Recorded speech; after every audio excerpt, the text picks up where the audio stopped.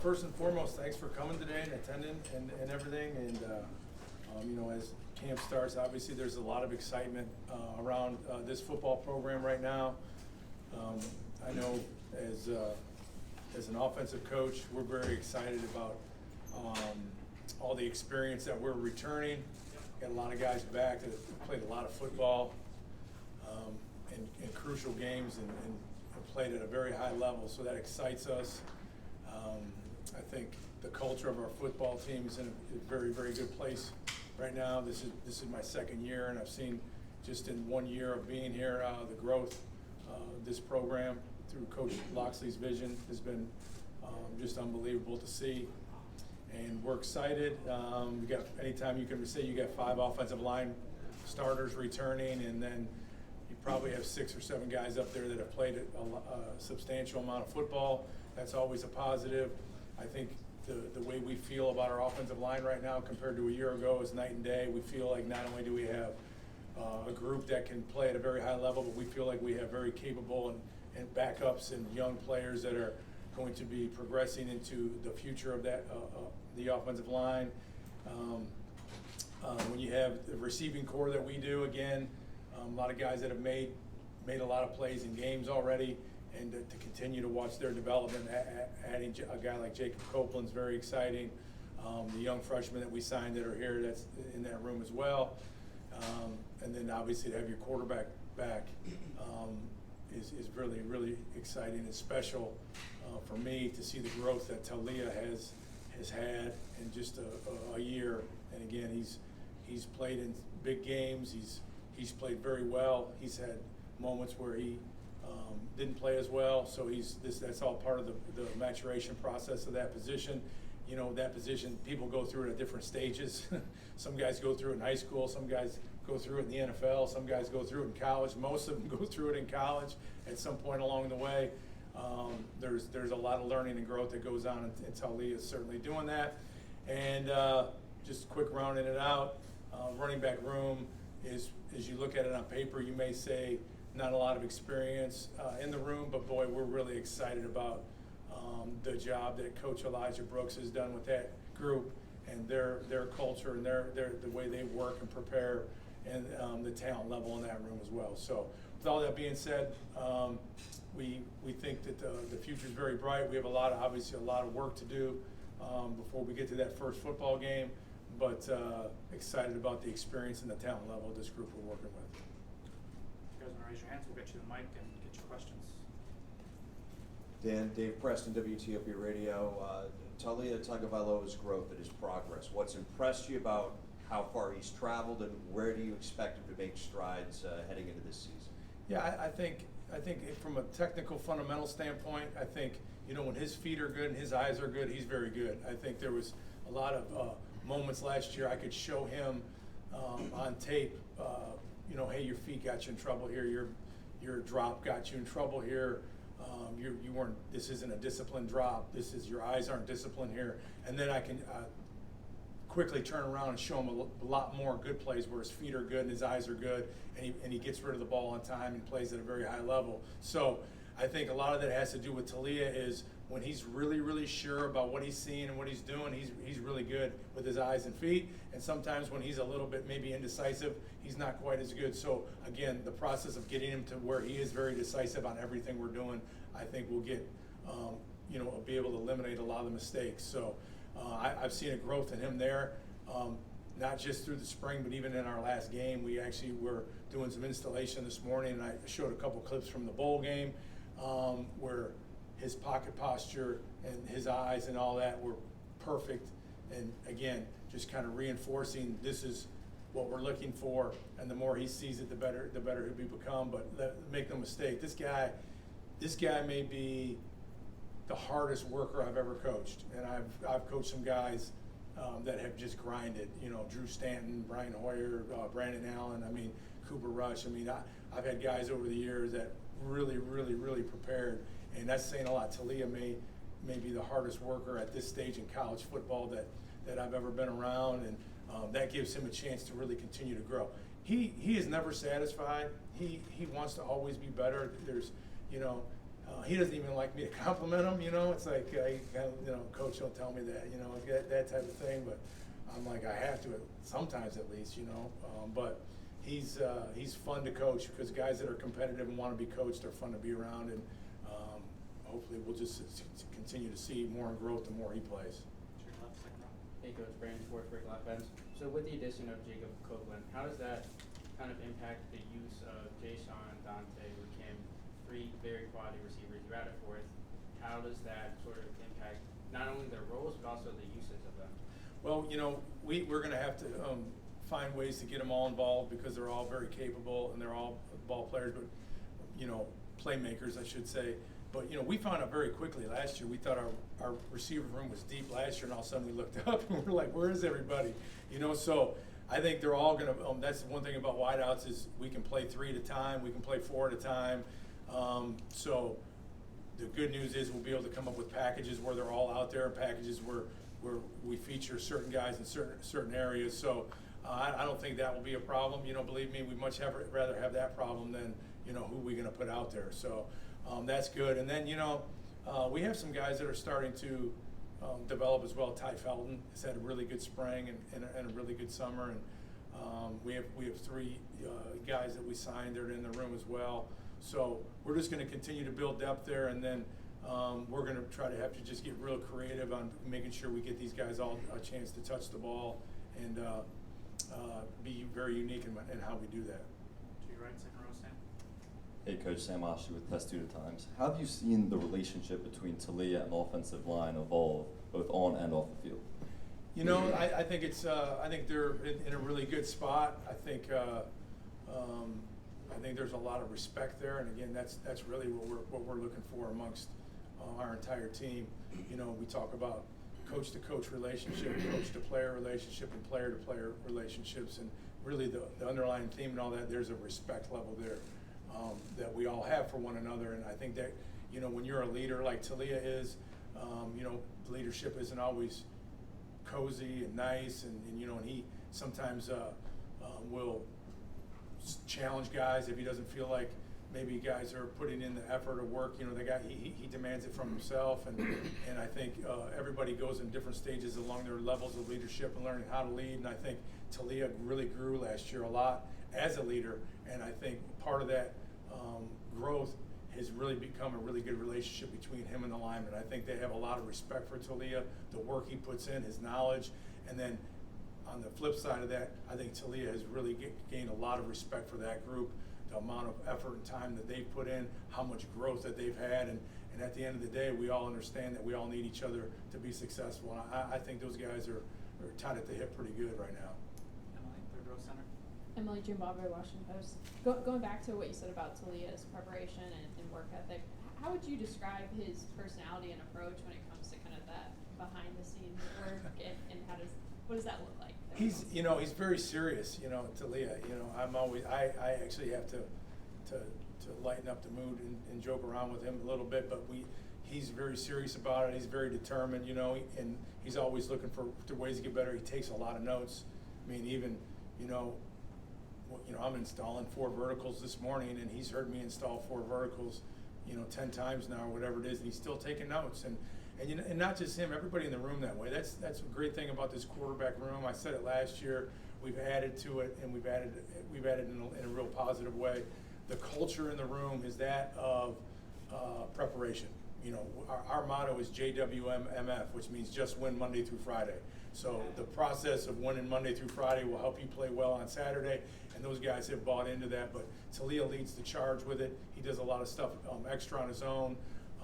He tries to encourage other players, I know, to do things with him as well. And again, that stuff's contagious. When you have a guy with that type of energy and that type of competitiveness, it's contagious to the entire program. Fourth row, center, George.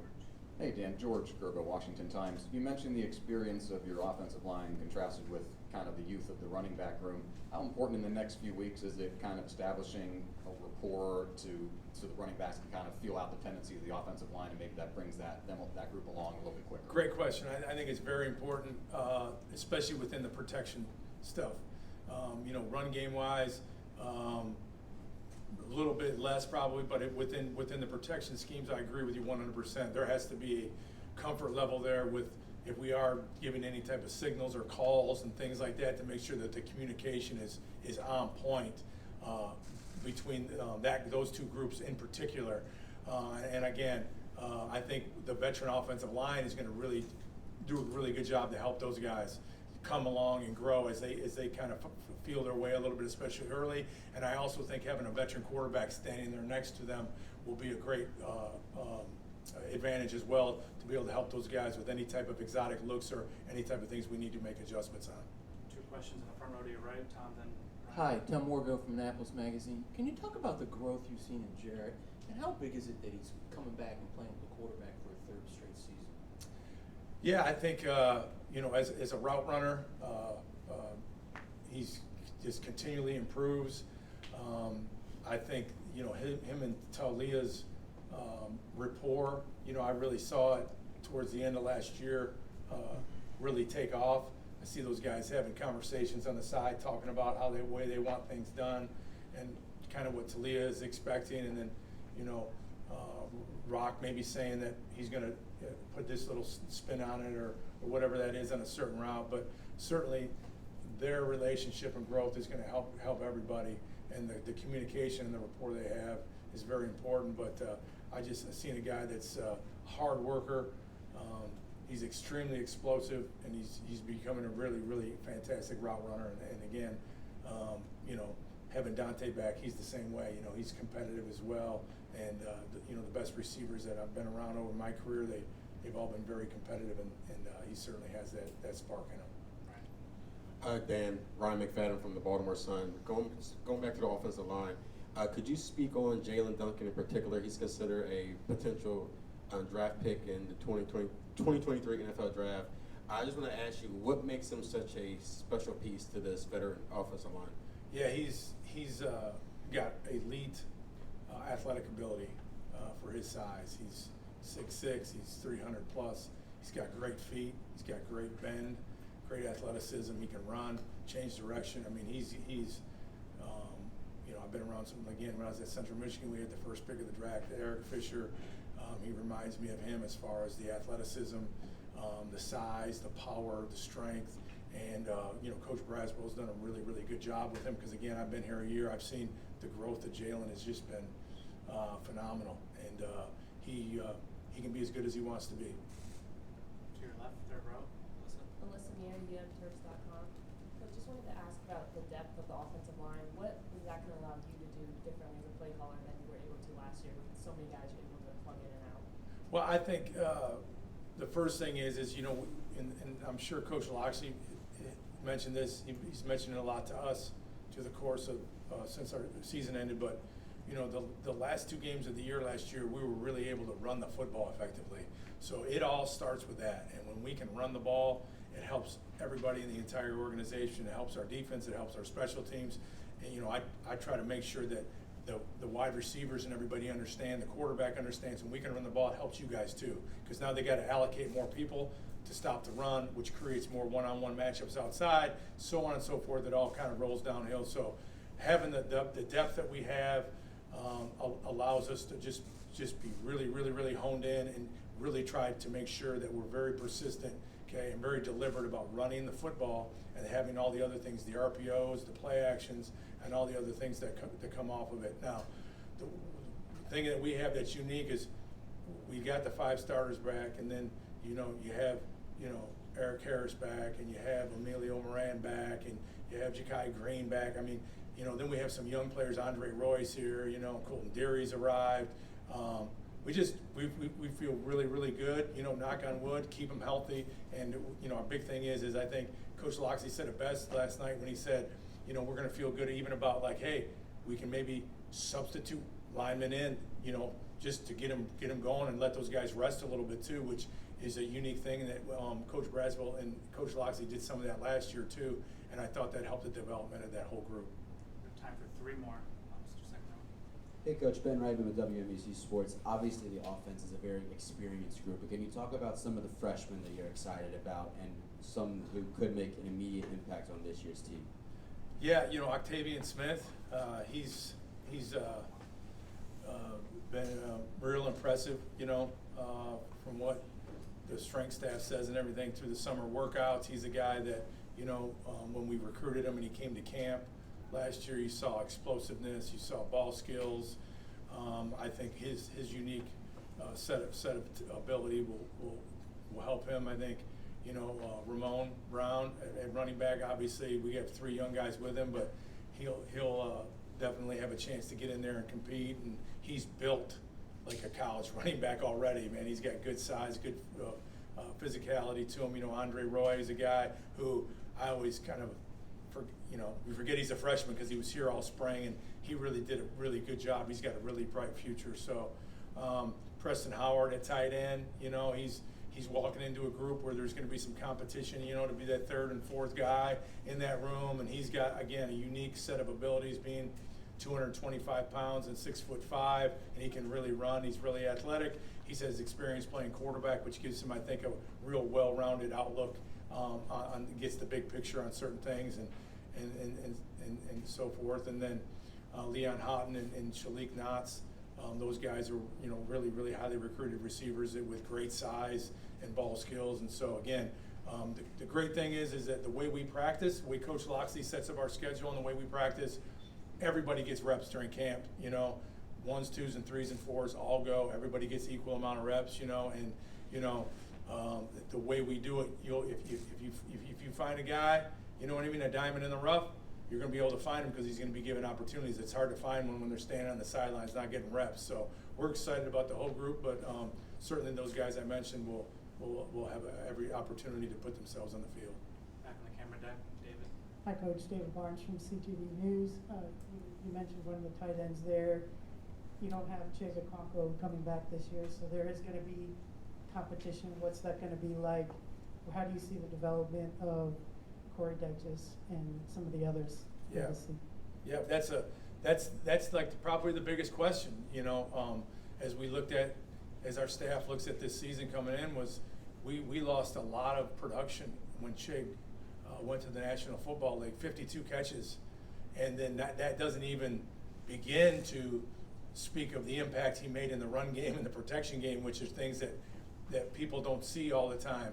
The guy was a complete player, Chig. The guy was a guy that we wanted to feature on 3rd down, and the guy was a guy that on 3rd and 1, we wanted him to block the edge. We didn't have to take him off the field or substitute to run plays, and that's a very, very unique situation, and there's a reason why he was drafted and is going to have a tremendous NFL career. So with all that being said, that is a big question mark for this team coming in. C.J. Dupree's role is obviously going to have to grow. Again, really saw a great growth out of him as a pass receiver during the spring, which is something that we wanted to see. He's a very big physical guy. He can handle the C-gap area in the run game very well, very good pass protector. We've really challenged him to grow as a pass receiver, as a route runner.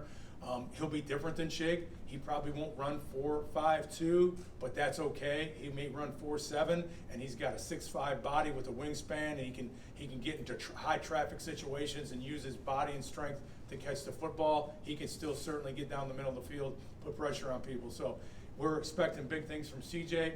Corey Dyches had a tremendous season last year, caught 4 or 5 touchdowns, made an impact in a lot of different areas.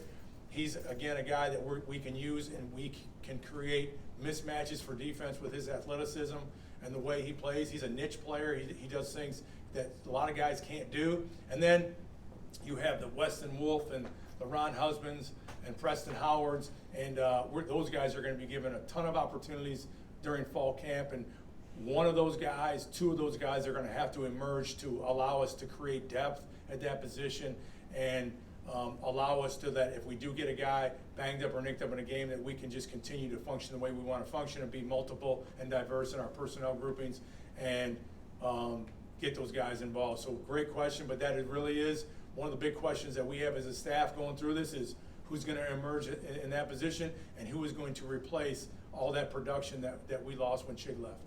Thank you, Coach. Appreciate the time. Okay, thank you.